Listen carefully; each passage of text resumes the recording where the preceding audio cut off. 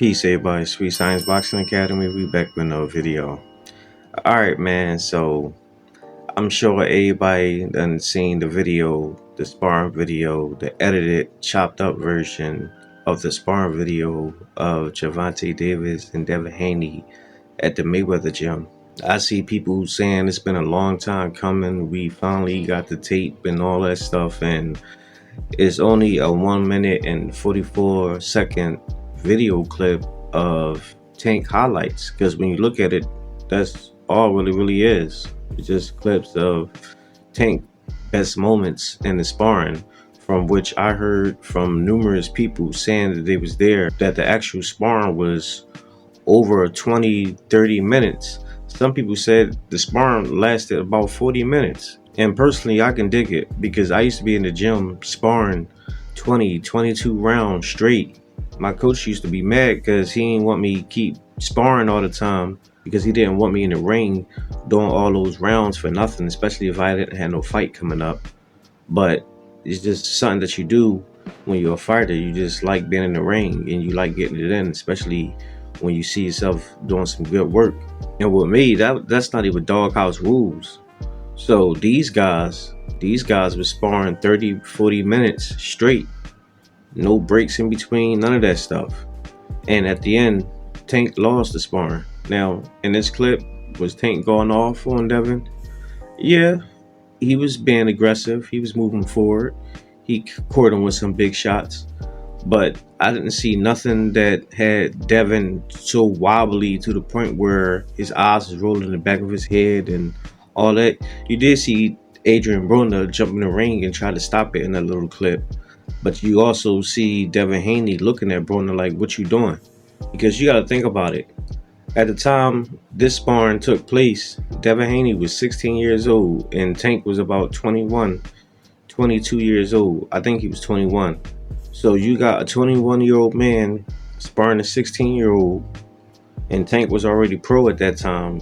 Devin, this was right before he turned pro, and Devin was holding his own in the ring with him, getting tagged up by Tank best shots, and still was no effect.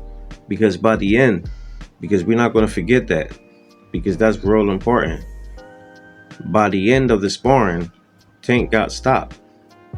He quit. Remember, this doghouse rules.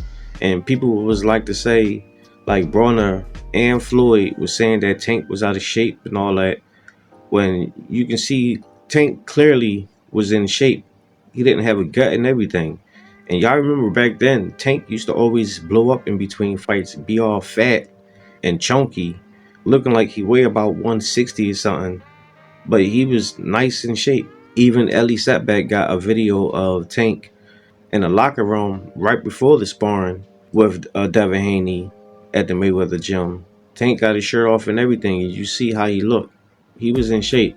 So all that stuff they were saying that he was big, he had a gut and all that stuff, you can clearly see it was just an exaggeration. Just like how Broner said that Devin Haney eyes rolled back and all that stuff. It was clearly exaggerated in the favor of Tank, which is to be expected because Tank was Broner homie at that time.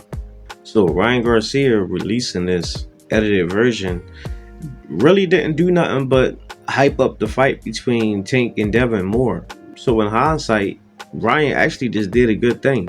And he did a good thing in the favor of Devin Haney, because you got a lot of people now, even Tank fans, are saying, well, if you did that to him, why you act like you was afraid to fight him now?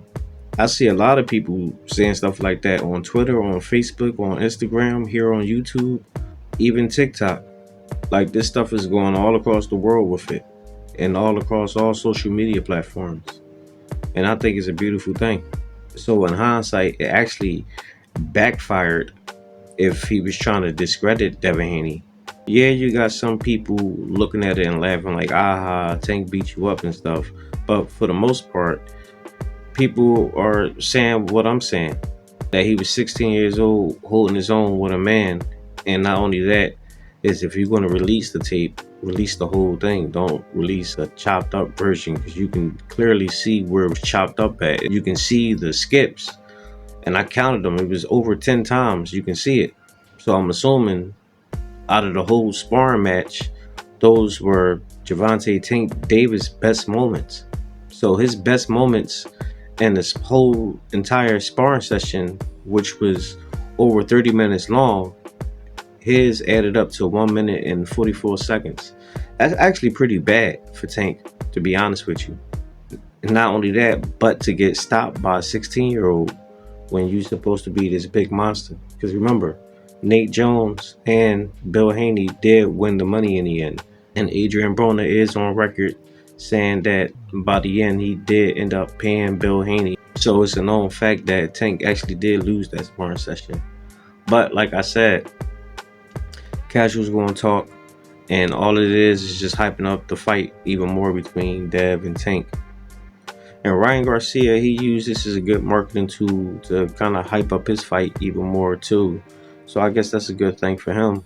But he just did Devin Haney a favor and don't even realize it.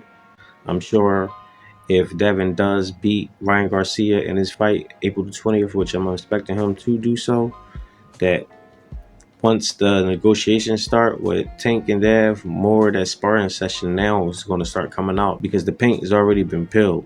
So now the only thing to do now is to release more, just to build up the fight that even more. And because of this, they probably end up making over $100 million a piece when they end up fighting Devin and Tank. So we'll just have to wait and see. But that's all I got for now, guys. Let me know what y'all think. Drop y'all comments down below. Make sure I hit the like, subscribe, and hit the bell. I'll see y'all in the next one.